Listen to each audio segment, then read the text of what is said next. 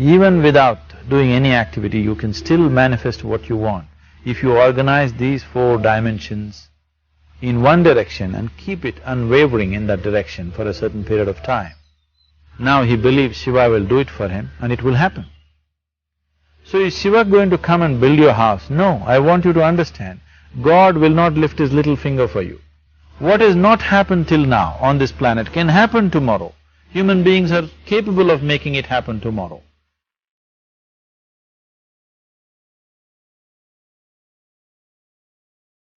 Everything we as human beings have created on this planet was essentially first created in our minds.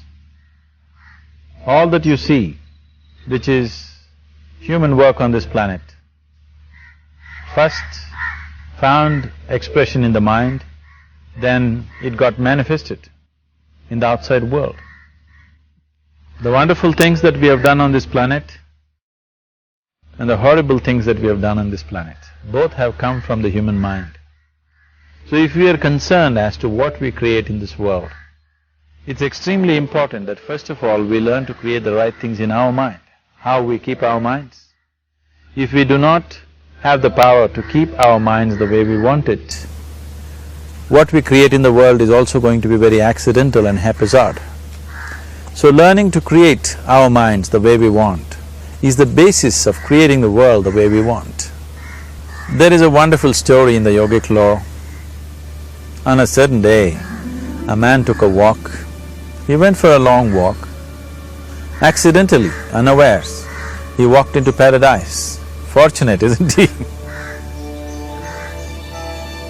He just took a walk and he landed up in paradise.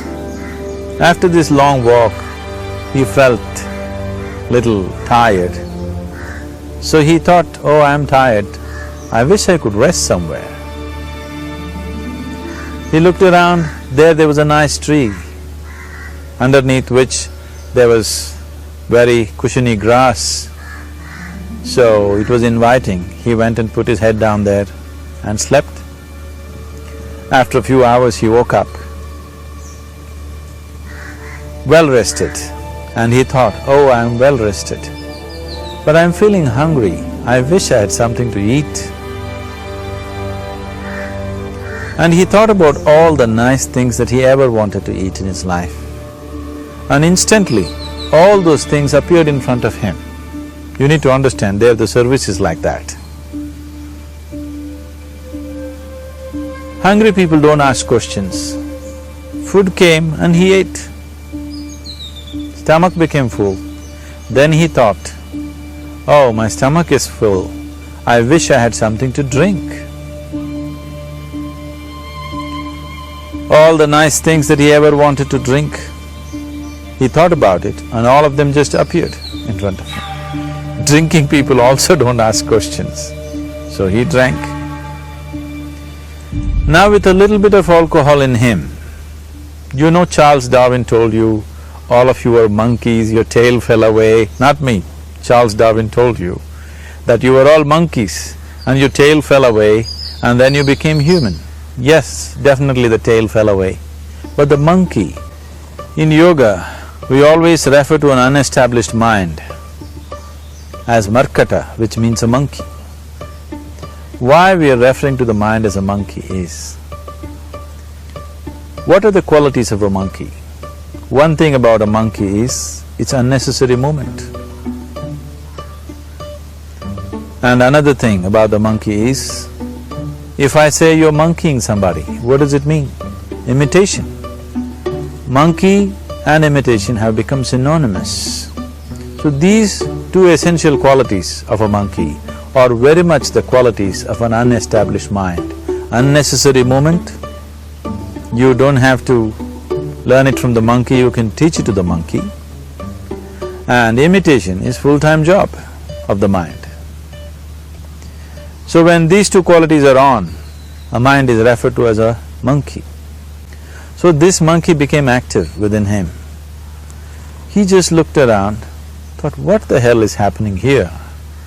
I asked for food, food came. I asked for drink, drink came. There must be ghosts around here. and ghosts came. Oh, the ghosts have come, they're going to surround me and torture me, he thought. Immediately the ghosts surrounded him and started torturing him. Then he started screaming in pain and said, oh, they're going to kill me, and he died. Just now he said he's a fortunate being. The problem is he was sitting under a kalpavriksha or a wishing tree. He asked for food, food came, he asked for drink, drink came, he asked for ghost, ghost came, he asked for torture, torture came, he asked for death, death happened.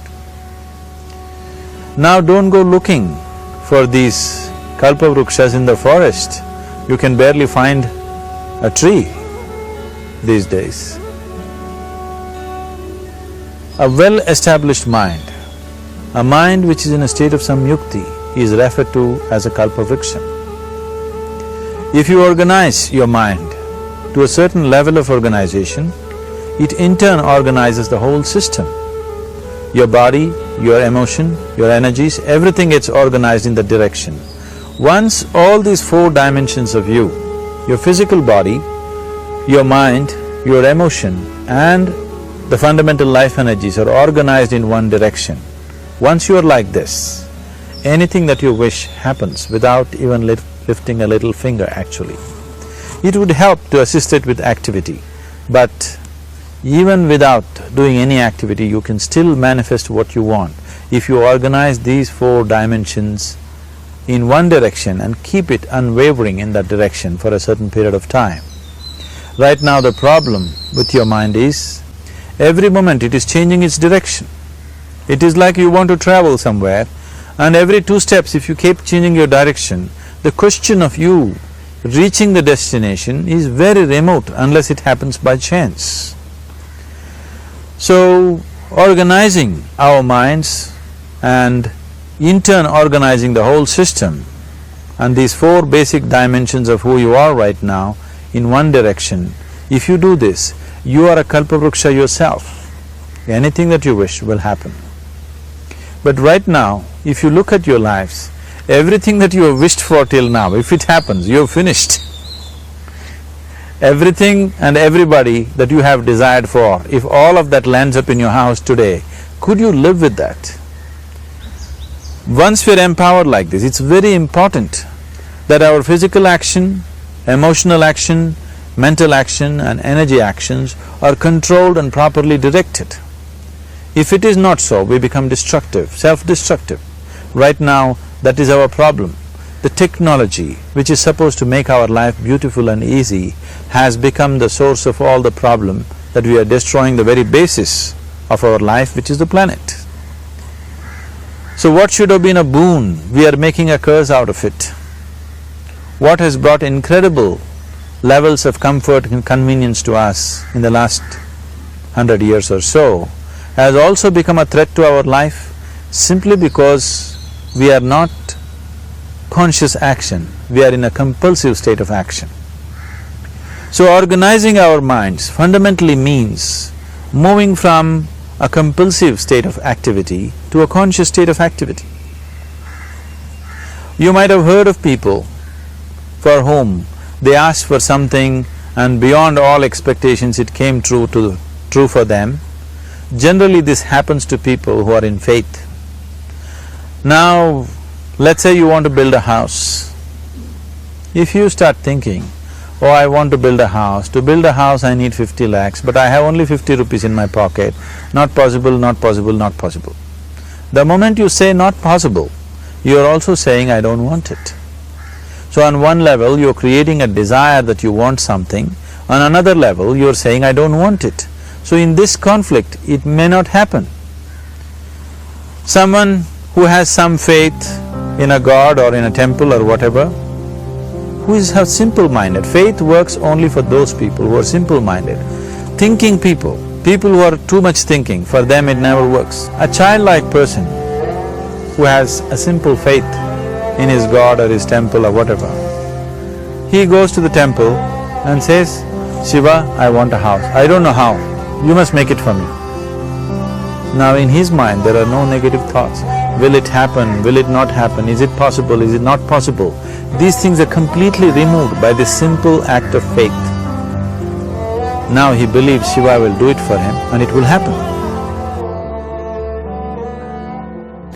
So is Shiva going to come and build your house? No, I want you to understand, God will not lift his little finger for you. What you refer to as God is the source of creation. As a creator, he has done a phenomenal job, there's no question about it. Could you think of a better creation than this? Is it in anybody's imagination to think anything better than what is there right now? So as a creator, he has done his job wonderfully well. But if you want life to happen the way you want it, because right now, the very crux of your happiness and your well-being is this, if at all if you're unhappy, the only and only reason why you're unhappy is life is not happening the way you think it should happen. That's all it is. So if life is not happening the way you think it should happen, you're unhappy. If life happens the way you think it should happen, you are happy. It's as simple as that.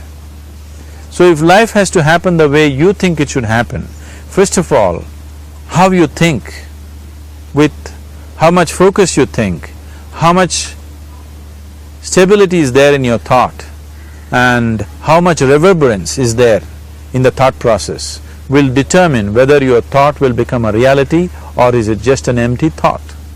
Or how you do not create any impediments for your thought by creating negative thought process. This possible is something possible or not possible, is destroying humanity. What is possible and not possible is not your business, it's nature's business. Your business is just to strive for what you want. Right now you're sitting here, if I ask you two simple questions, I want you to just look at this and answer this. Right now from where you're sitting, can you just fly off? You say no. Right now from where you're sitting, can you get up and walk? You'll say yes. What is the basis of this? Why you say no to flying and yes to walking? Because past experience of life, many times you've gotten up and walked, never did you fly off. Or in other words, you're using the past experience of life as a basis for deciding whether something is possible or not possible. Or in other words, you have decided that what has not happened till now cannot happen in your life in future. This is a disgrace to humanity and the human spirit. What has not happened till now on this planet can happen tomorrow. Human beings are capable of making it happen tomorrow. So what is possible and what is not possible is not your business. That is nature's business. Nature will decide that. You just see what is it that you really want and strive for that. And if your thought is created in a powerful way, without any negativity, without any negative thoughts bringing down the intensity of the thought process, the first and foremost thing is you must be clear what is it that you really want. If you do not know what you want, the question of creating it doesn't arise. If you look at what you really want, what every human being wants is, he wants to live joyfully, he wants to live peacefully. In terms of its relationships, he wants it to be loving and affectionate. Or in other words, all that any human being is seeking for is pleasantness within himself, pleasantness around him. This pleasantness, if it happens in our body, we call this health and pleasure. If it happens in our mind, we call this peace and joy. If it happens in our emotion, we call this love and compassion. If it happens in our energy, we call this blissfulness and ecstasy. This is all that a human being is looking for. Whether he is going to his office to work, he wants to make money, build a career, build a family, he sits in the bar, sits in the temple, he is still looking for the same thing. Pleasantness within, pleasantness around. If this is what we want to create, I think it's time we addressed it directly and commit ourselves to creating it. So you want to create yourself as a peaceful human being, joyful human being, loving human being, a pleasant human being on all levels. And do you also want a world like this? A peaceful world, a loving world, a joyful world? No, I want greenery, I want food. When we say a joyful world, that means everything that you want has happened. So this is all that you're looking for. So all that you need to do is commit yourself to creating it, to create a peaceful, joyful and loving world, both for yourself and everybody around you. Every day in the morning, if you start your day with this simple thought in your mind, that today, wherever I go, I will create a peaceful, loving and joyful world. If you fall down 100 times in the day, what does it matter? For a committed man, there is no such thing as failure. If you fall down 100 times, 100 lessons to be learnt. If you commit yourself like this to creating what you really care for, now your mind gets organized. Once your mind gets organized, the way you think is the way you feel, your emotion will get organized. Once your thought and emotion is organized, your energies will get organized in the same direction. Once your thought, emotion and energies are organized, your very body will get organized. Once all these four are organized in one direction, your ability to create and manifest what you want is phenomenal. You are the creator in many ways. That which is the source of creation is functioning within you every moment of your life. It is just that, have you kept access to that dimension or not? Organizing the four basic elements of your life will give you that access. There are tools and technologies to do this. The whole science of yoga, the whole technology that we refer to as yoga is just about this, transforming yourself from being just a piece of creation to become a creator.